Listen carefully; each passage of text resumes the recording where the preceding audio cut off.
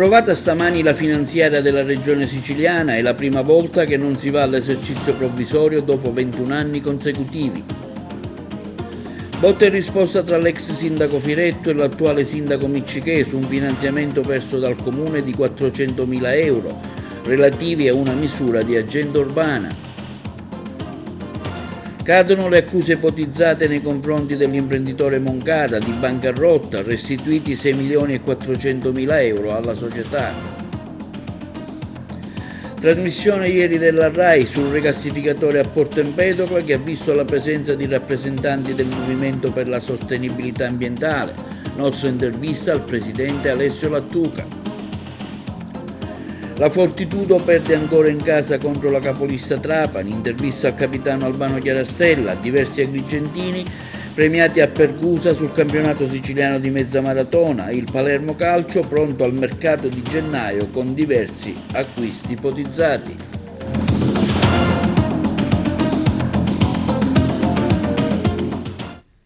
Buongiorno, benvenuti con l'appuntamento odierno del nostro TVA Notizie. Dopo 21 anni consecutivi di esercizi provvisori, la Regione Siciliana può cominciare il nuovo anno con il bilancio approvato nei termini di legge. L'ARS ha votato la manovra finanziaria dopo una maratona finale di 24 ore cominciata ieri alle 10. Dopo 21 anni consecutivi di esercizi provvisori, la Regione Siciliana può cominciare il nuovo anno con il bilancio approvato nei termini di legge. L'Assemblea regionale siciliana ha votato la manovra finanziaria dopo una maratona finale di 24 ore cominciata nella giornata di ieri mattina. Dopo tanti anni le norme di spesa sono finanziate con fondi regionali per oltre 1 miliardo di euro, senza fare ricorso a risorse extraregionali. Ringrazio tutti i capigruppo della maggioranza e dell'opposizione. La minoranza è stata leale e corretta nel rispetto dei tempi ed è bellissimo segnale, ha dichiarato il presidente dell'Assemblea regionale siciliana Gaetano Galvagno. Ringrazio tutti gli uffici rimasti con noi per 24 ore di fila. Intervenendo in aula a fine seduta, l'assessore regionale all'economia Falcone di Forza Italia, artefice della manovra insieme al collega con la delega ai rapporti col Parlamento Luca Sammartino della Lega, ha reso omaggio al lavoro fatto dall'Assemblea, in particolare a quello della Presidenza e alla Commissione Bilancio. Abbiamo messo i conti in sicurezza e abbiamo fatto una spesa equilibrata, una legge di stabilità seria e solida, grazie anche all'opposizione, quanto dichiarato dall'assessore Falcone. In materia interviene anche il presidente della regione Schifani, che afferma l'approvazione della legge di stabilità e del bilancio senza fare ricorso all'esercizio provvisorio per la prima volta dopo tanti anni rappresenta un grande risultato per il governo regionale che si era prefissato questo obiettivo, ma anche per il Parlamento siciliano che ne ha compreso l'urgenza e l'importanza. Rivolgo pertanto il mio ringraziamento, afferma Schifani, all'assessore Falcone, persona di grande competenza e lealtà, che ha lavorato con impegno e senza sosta fino all'insediamento per arrivare a questo obiettivo. Un grazie, conclude Schifani, va anche al presidente dell'Assemblea regionale Galvagno per l'opera continua di mediazione e per l'autorevolezza dimostrata nel suo ruolo. Un apprezzamento, afferma Schifani, va anche ai deputati di maggioranza per il lavoro svolto con grande senso delle istituzioni e ai partiti di opposizione per il senso di responsabilità dimostrato. Serafina Marchetta, parlamentare dell'UDC, afferma che è stato un voto di responsabilità e di rinnovato impegno. Andiamo avanti per il bene della nostra terra. Interviene anche l'onorevole Carmelo Pace, capogruppo della DC, affermando che dopo decenni abbiamo evitato l'esercizio provvisorio con un maxi emendamento in favore dei lavoratori, con la stabilizzazione di 4 lavoratori ASU, proroga fino al 2025 per i contrattisti che potranno lavorare nei comuni anche in quelli dissestati e inserire in finanziaria finanziamenti per Lampedusa per fronteggiare l'emergenza migranti. Anche il parlamentare della Lega, Vincenzo Figuccia, afferma che dopo una lunga nottata trascorsa in aula a battagliare è stata approvata la finanziaria con diverse proposte atte alla promozione, alla crescita, allo sviluppo economico nella nostra terra, in particolare nei settori vitivinicolo, zootecnico e agroalimentare. Notte intensa qui all'Assemblea regionale, ma alla fine disco verde a tutte le proposte che noi avevamo posto in finanziaria. Tra queste certamente quelle che garantiscono la possibilità di assumere per quanto riguarda le piccole e medie imprese che riceveranno un contributo, ma sicuramente anche tutte le iniziative concordate con l'assessore San Martino che riguardano il rilancio di alcuni settori strategici per lo sviluppo della nostra terra. Mi riferisco certamente al settore vitivinicolo e all'agroalimentare. Ma vediamo ora il parere delle opposizioni sulla manovra arrivata dal parlamentare del PD Michele Catanzaro, che dichiara: il partito che rappresento ha inserito misure importanti, dalle risorse per gli studenti universitari a un più equo aiuto ai comuni, fondi per i precari, ai forestali, sul tema degli incendi e per le categorie più deboli. Questa manovra ci consegna un governo Schifani però più fragile e le opposizioni fanno fronte comune e Schifani dovrà ricredersi. Anche il capogruppo dell'Ars Antonio De Luca del Movimento 5 Stelle afferma che questa finanziaria è stata approvata in maniera frettolosa e senza la presenza del Presidente della Regione. Una finanziaria che c'era tutto il tempo per farla bene, ma invece è stata fatta in maniera frettolosa all'ultimo momento utile, con un grande assente che è il Presidente della Regione. Io non ricordo una finanziaria in cui il Presidente della Regione non si faceva neppure vedere in aula, probabilmente perché si è anche reso conto che stava prendendo una piega poco edificante, tanti infatti gli articoli non condivisibili e che probabilmente per questo sono stati spostati su un disegno di legge autonomo, proprio perché probabilmente saranno anche impugnati dal governo nazionale. Si poteva fare bene perché all'inizio c'erano le risorse per dare delle risposte alla sanità pubblica e ai tanti comparti dell'isola che oggi soffrono.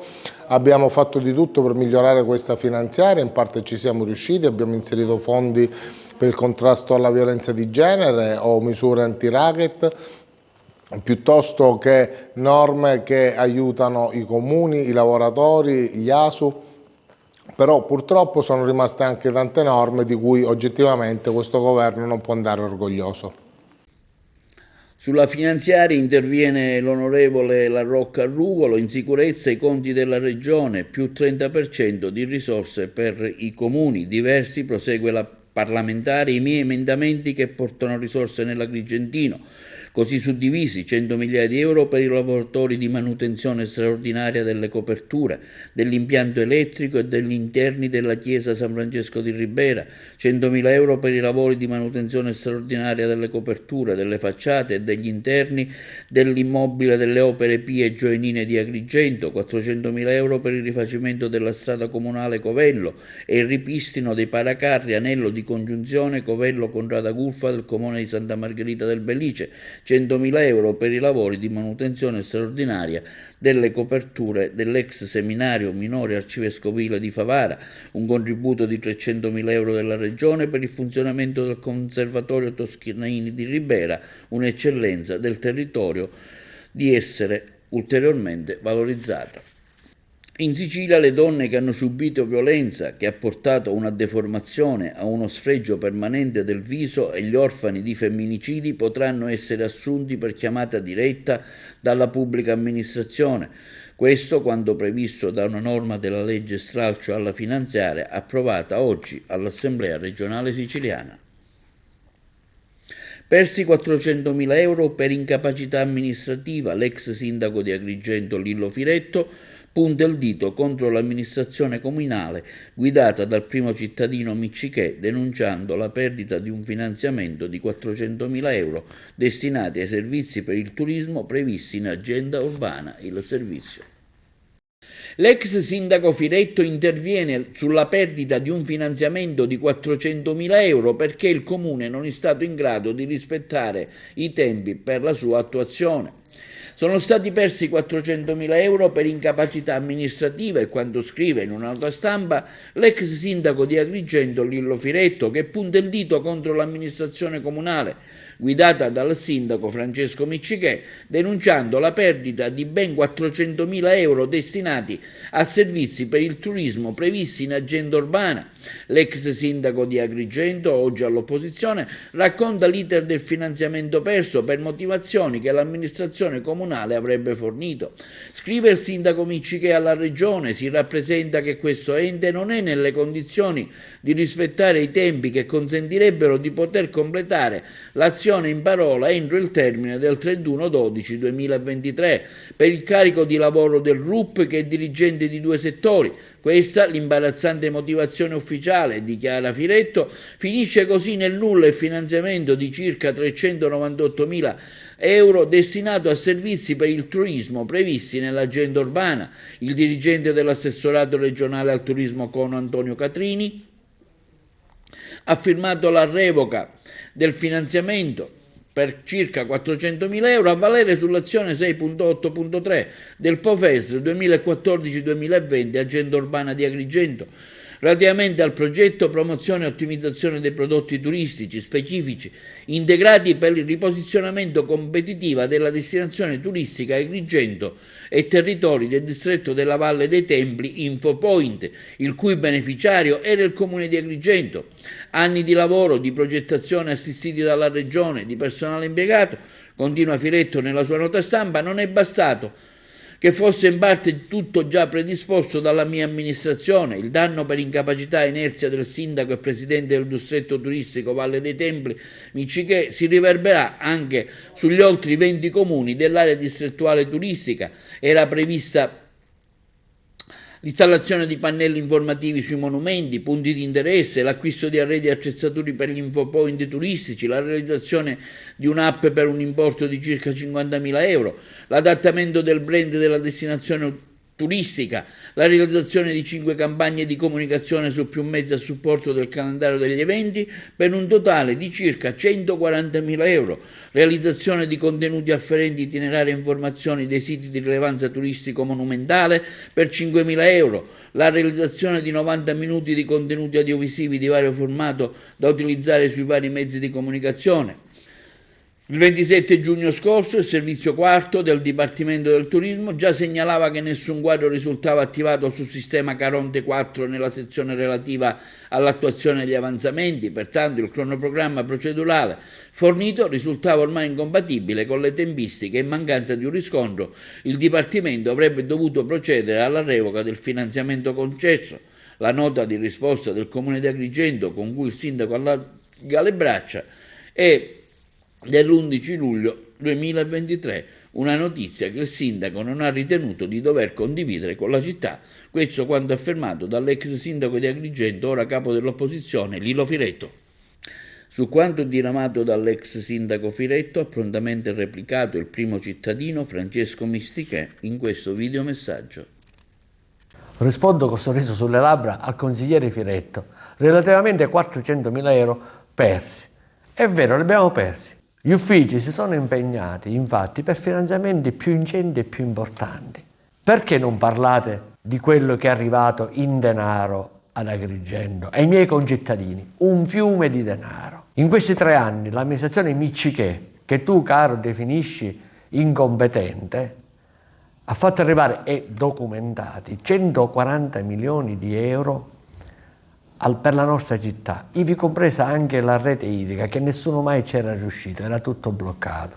Il vero fatto, io penso, che qualcuno ancora non ha accettato la sconfitta dell'elezione e, ancora più importante, la sconfitta di Agrigento capitale della cultura. Io ho fatto passare per Agrigento un treno che non passerà mai più, un'opportunità meravigliosa per la città, per i nostri concittadini. Agrigento è vista ora da fuori non più come il territorio della mafia, ma come il territorio della cultura. Abbiamo lavorato tutti insieme, dal 31 marzo, i progettisti, i tecnici, colossi mondiali che sono al nostro fianco per sponsorizzare questo evento. State tranquilli tutti, assolutamente non è vero che stiamo perdendo tempo. Perché una cosa è la burocrazia, una cosa è la costituzione dello statuto, il CDA, il notaio, ma la cosa fondamentale è che dal 31 marzo ininterrottamente si sta lavorando in silenzio, perché non è mio costume fare proclami, ma che finalmente Agrigento a breve potrà vedere e ne potrà godere. Io sono molto tranquillo e vi invito tutti a parlare sempre bene della nostra città. È vero che c'è una piccola percentuale che non fa altro che denigrare, ma naturalmente, guardate, non state attaccando me, state attaccando la vostra città, la nostra città, perché dovete sapere, cari concittadini, che le amministrazioni comunali vanno e vengono. La città di Agrigento è eterna e tale dovrà restare. Grazie e buon ascolto a tutti. Bancarotta, restituiti 6.400.000 euro al gruppo Moncada. Cadono così tutte le accuse ipotizzate nei confronti dell'imprenditore deceduto lo scorso maggio del 2022 e del ragioniere Volpe nell'inchiesta che ipotizzava il reato di bancarotta preferenziale il servizio. Ieri 8 gennaio il GUP presso il Tribunale di Agrigento, in esito al giudizio abbreviato chiesto dal ragionier Calogero Volpe, lo ha assolto con formula piena e allo stesso modo in sede di udienza preliminare ha assolto il geometra Salvatore Moncada, deceduto lo scorso 5 maggio, entrambi assistiti dagli avvocati Marco Giglio del Foro di Agrigento e Alberto Sirani del Foro di Milano, dall'accusa di bancarotta preferenziale in concorso nell'ambito del procedimento penale avviato dall'allora sostituto procuratore dottor Gianluca Caputo della Procura della Repubblica di Agrigento in ordine al fallimento, cita il comunicato della società Moncada, Solar Equipment, nella quale gli stessi rivestivano rispettivamente la carica di amministratore unico e di procuratore. Per effetto delle assoluzioni sopracitate è stato altresì disposto il dissequestro della somma di euro 6.464.129,32 e disposta la restituzione alla Moncada Energy Group. Detta somma era stata originariamente sequestrata nell'agosto del 2021 in forza del decreto di sequestro preventivo emesso dal GIP presso il Tribunale di Agrigento. Ha continuato a fare scena muta davanti al GIP di Agrigento il 24enne rumeno, al momento unico accusato dell'omicidio delle connazionali Delia Zarnisco di 58 anni e Maria Russi di 54 anni, uccise a Naro tra giovedì e venerdì scorso. L'uomo, che si trova recluso al carcere di Gela, al momento del fermo disposto dal procuratore aggiunto di Agrigento Salvatore Vella e dal pubblico ministero Elettra Consoli, venerdì sera si era già avvalso della facoltà di non rispondere.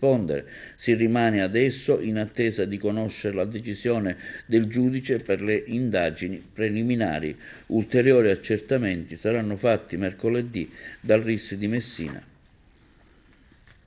Nella trasmissione della RAI Restart si è parlato ieri del rigassificatore a Porto Empedocle, con una nutrita rappresentanza del Movimento per la Sostenibilità Ambientale. Abbiamo sentito in merito il presidente Alessio Lattuca. Presidente Lattuca, ieri un momento di comunicazione importante con la presenza del Movimento per la Sostenibilità Ambientale alla maggiore emittente nazionale che è la RAI. Ecco, voi siete stati presenti e avete detto la vostra sul no al rigassificatore. Una sua considerazione? È una trasmissione davvero importante perché ha caratteristiche economiche e ha affrontato il tema e ringraziamo per questo. Ovviamente ha aperto una finestra su un tema che solitamente non va sulle testate nazionali, se non per questioni che riguardano decreti emanati con la decretazione d'urgenza dai vari governi che ci sono succeduti, che sono prevalentemente leggi liberticide che con il pretesto della crisi energetica pretendono di rovinare luoghi importanti e suggestivi come quelli che sono presenti all'area Caos, comunque la città di Agrigento, il parco eccetera. Quindi ringraziamo la sensibilità di queste giornaliste che si sono impegnate su questo tema e speriamo che possano continuare ad aiutarci in una difficilissima azione che è quella del movimento di contrastare i soliti noti che hanno interessi ben noti e avidità diffusa. Quindi speriamo che questa operazione dei Rai 3 possa incidere sul tema. Sono emerse posizioni diverse all'interno dello studio televisivo, erano presenti diverse parti politiche. Sì, diciamo che ci sono confrontati situazioni contrapposte, cioè quelle di Nomisma, che ha da sempre interessi per le energie fossili, e quelle che giustamente sperano che si possano seguire le indicazioni dell'Unione Europea, che prevede la decarbonizzazione entro il 2030, per cui mi sembra pleonastico segnalare che sono delle operazioni, una di retroguardia e una avanzatissima. Peraltro lì ci sono state anche delle riflessioni da tale Borghi, questo tizio fascioleghista che ha come da stile leghista ha espresso punti di vista molto discutibili su come vogliono trattare il Sud. E questa la dice lunga sull'autonomia differenziata, per esempio, che sarà un altro dei vulnus che vogliono destinare al Sud, unitamente al fatto che del Sud oggi questo governo non se ne occupa, e se ne occupa male. Brevemente, so che c'è in cantiere delle iniziative, se ce li vuole magari anticipare qualcosa.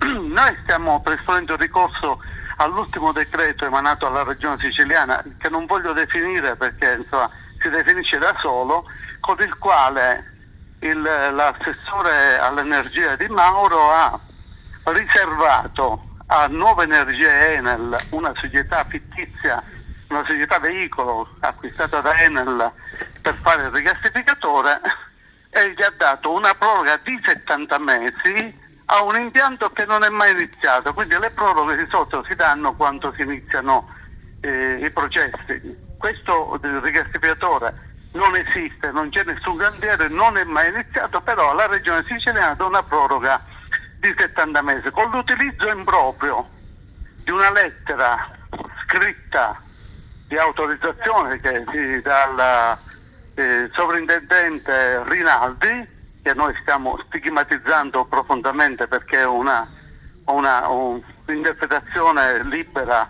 di Rinaldi sul tema della legge 42 e sulla protezione paesaggistica di un territorio a inedificabilità assoluta per gli agrigentini e a edificabilità assoluta per l'Enel. Quindi diciamo stiamo procedendo col ricorso nella speranza che possa andare a buon fine. E domenica 14 gennaio dalle ore 10 in poi all'Hotel Acrabello di Agrigento si svolgerà il primo congresso provinciale di Fratelli d'Italia, all'ordine del giorno l'elezione del presidente provinciale del partito. La maglia nera tra le 83 città considerate in Europa va al capoluogo siciliano, Palermo, e all'ultimo posto con il 62% nella percentuale di persone insoddisfatte di vivere nella loro città, peggio di Atene e Istanbul, che hanno ottenuto una percentuale maggiore, la corrispondenza da Palermo. Abbastanza invivibile, io lo dico intanto da professionista e lavorando col turismo, ne senti di ogni tipo e di ogni colore, lo dico da madre, avendo figli insomma in età da vivere la città, ovviamente si tende sempre a scappare. Palermo non ha mezzi pubblici, Palermo non ha organizzazione, siamo avvolti dall'immondizia. Vi parlo anche da amica dell'associazione delle guide turistiche, ma negli anni hanno fatto un sacco di esposti, sono disperati quando portano in giro i turisti, soprattutto per l'immondizia. Ma dico io, ma cosa ci vuole a mettere su una squadra che funzioni a amministrare una città? Perché? Perché siamo ridotti a questo? Palermo era una città meravigliosa, siamo ultimi in Europa. Io lo reputo una cosa gravissima. Bisognerà fare di tutto, bisognerà correre per rinascere e risalire queste classifiche. I principali problemi restano sempre gli stessi: il lavoro che non c'è, il degrado che aumenta in alcune zone che vengono lasciate isolate e distanti dalla vita della città, il bisogno di cambiare vita che però non viene accontentato, non viene esaudito da chi lo chiede con insistenza, soprattutto da queste periferie. Paradossalmente alla fine ci diamo aiuto e la vivibilità almeno del contesto sociale migliora rispetto al resto della città, perché c'è un senso di comunità più forte nella periferia, però sono forti i disagi, forti le difficoltà. In tutta Europa il tram serve trave per andare dalla periferia ai luoghi di cultura, di studio, università, teatri, cinema e così via. Noi abbiamo il tram per andare al centro commerciale, diciamo è un'anomalia, dicono che devono provvedere a fare la rete in città, speriamo che possano integrare questa rete perché la periferia sia veramente collegata non alla stazione centrale ma a tutta la città. L'ho trovata molto sporca, quello sicuramente, vivibile, subito un po' di paura quando sono arrivata perché è come un po' Napoli, poi però ti ambienti, capisci, poi noi siamo in centro storico a dormire, perciò abbiamo tutto vicino, riusciamo a vedere tutto bene, poi percepisci però che c'è una sicilianità, un interagire anche con le persone che secondo me è splendido, ecco, a me è piaciuto molto. Come città la stessa cosa, non ho trovato delle diversità come quelle che ho detto a mia moglie, però... Forse un po' sporca. Allora se la nostra capitale è peggio che questa. La città è molto bella veramente, dovrebbe essere solo un po' più pulita, un po' più ordinata. Per quanto riguarda la qualità della vita nelle città europee, in questa stilata questa classifica, Palermo si ritrova appunto l'ultima e Zurigo la prima città. Avendo vissuto comunque in entrambe, avendo lavorato in entrambe, in cui attualmente lavoro e vivo sempre a Zurigo, posso dire che la qualità della vita a Palermo è molto precaria, come anche la qualità della vita lavorativa. Purtroppo i servizi non soddisfano la richiesta. Terapia intensiva pediatrica assicura il salvavita a una piccola paziente a Messina.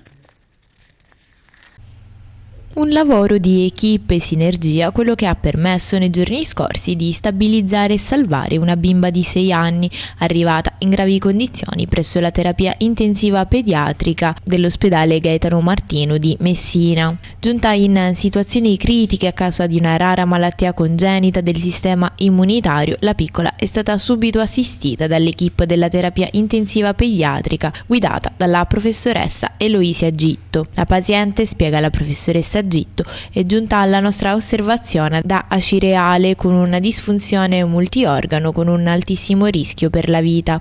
Si è proceduto subito alla stabilizzazione dei parametri vitali con l'intubazione e l'avvio di ventilazione meccanica, sino alla normalizzazione del quadro emodinamico, in principio fortemente compromesso. Nel contempo sono stati eseguiti esami per comprendere le possibili cause scatenanti. Contattato il centro trapianti dell'ospedale Gaslini di Genova, realtà in cui la bimba è seguita da alcuni anni, è emersa la possibilità di effettuare un trattamento salvavita nel centro ligure. È chiaro che per noi, prosegue la professoressa Gitto, la priorità assoluta è il bene del paziente. Nel momento in cui i colleghi di Genova hanno prospettato che l'unica chance poteva essere questa terapia salvavita, eseguibile solo al Gaslini, in quanto centro dedicato al trattamento di quella specifica e rara patologia, ci siamo subito attivati per assicurare il trasferimento in sicurezza nel più breve tempo possibile. Caso particolare dunque, ma che rappresenta di certo un esempio dei tanti che ogni giorno vengono gestiti e trattati dalla TIP dell'ospedale universitario, realtà che rappresenta un solido punto di riferimento per il territorio e che ha tutte le caratteristiche per poter gestire i casi più complessi. Linea alla regia per gli spot pubblicitari. La Fortitudo Basket perde ancora contro la Forte Trapani capolista per 76-98. Abbiamo sentito in merito le dichiarazioni sulla partita del capitano Albano Chiarestella. Capitano, nonostante il cambio in panchina, era comunque una partita molto difficile. Vince Trapani meritatamente, supportata da un pubblico che l'ha molto caloroso, che li ha seguiti fin qui, e il derby è loro. La Fortitudo ci ha provato, però c'è tanta differenza tra le due squadre. Intanto una bellissima atmosfera, bello giocare così, con pubblico avversario, bel clima sia da parte loro che da parte nostra. Credo che sia stato un bel spettacolo anche per la gente che è venuta a vederci per la prima volta. Trapani una grandissima corazzata, niente da dire, complimenti a loro. Ogni volta che provavamo ad avvicinarci loro facevano sempre la scelta giusta nel momento giusto. Bravi, da loro non possiamo dire niente. Noi abbiamo lavorato 3 giorni con un nuovo allenatore, molto poco per poter fare delle cose soprattutto anche in attacco. questo deve essere un nuovo inizio, sapevamo che sarebbe stata una partita molto difficile, ma dobbiamo ripartire da qua, abbiamo un'altra partita difficile settimana prossima contro Cantù e poi sappiamo che abbiamo 3 partite fondamentali a fine campionato. Non dobbiamo perdere confidenza, secondo me questa è la cosa più importante, perché queste partite possono toglierci fiducia in tante cose. Abbiamo giocato contro una squadra più forte di noi, non c'è niente di mano a dirlo. Dobbiamo richiuderci un po' tra di noi, lavorare sodo, siamo fiduciosi, abbiamo fatto comunque una buona settimana con molta serietà e mi auguro che piano piano la squadra riesca a trovare i punti di forza. Da una partita del genere cosa si porta dietro la Fortitudo? Ma io credo che nei momenti abbiamo giocato bene a tratti contro una grandissima squadra, quindi quando riesci a giocare da pari contro una grandissima squadra vuol dire che la squadra c'è. Dobbiamo cercare di giocare per più minuti durante la partita nello stesso modo, più minuti riesci a fare la stessa intensità con la stessa qualità sia in attacco che in difesa, poi i risultati vedranno da soli.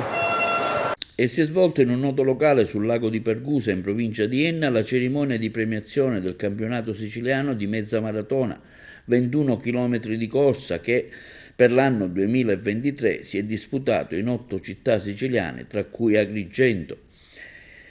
Grande successo del gruppo sportivo della Valle dei Templi, del presidente Mario Palumbo, la cui squadra si è classificata seconda su un totale di 110 partecipanti al torneo regionale. Oltre alla squadra della Valle dei Templi sono stati premiati 6 atleti per meriti individuali: Lillo Inguanta, Angelo Avenia, Vittorio Serafini, Mario Mondello, Melchior Repatti, Gabriele Citro. Passiamo ora alle notizie sul calcio. Serie B, primi movimenti per il Palermo nella sessione invernale di mercato. Per il centrocampista Ranocchia della Juventus la trattativa è ai dettagli, spunta per l'attacco anche l'idea SEC dal Torino. Il primo colpo del mercato di gennaio per il Palermo è quello di Filippo Ranocchia. Si attende il comunicato ufficiale, ma negli ultimi giorni la società di Viale del Fante ha discusso gli ultimissimi dettagli con la Juventus, società titolare del cartellino, ed il giocatore sarebbe già sulla strada per la Sicilia. Il costo dovrebbe aggirarsi per il centrocampista intorno alla cifra dei 3 milioni. Il giocatore è stato schierato nella giornata di ieri per la gara della 19ª giornata di campionato fra l'Empoli ed il Milan. Il club rosanero lavora in questi giorni anche per altri obiettivi, sotto la lente in particolare, oltre ai centrocampisti, anche difesa ed attacco. Si cercherebbe in particolare un terzino destro, oltre ad una punta. Nelle ultime ore, secondo alcune indiscrezioni, il Palermo si sarebbe mosso per l'attaccante senegalese del Torino, Demba Seck.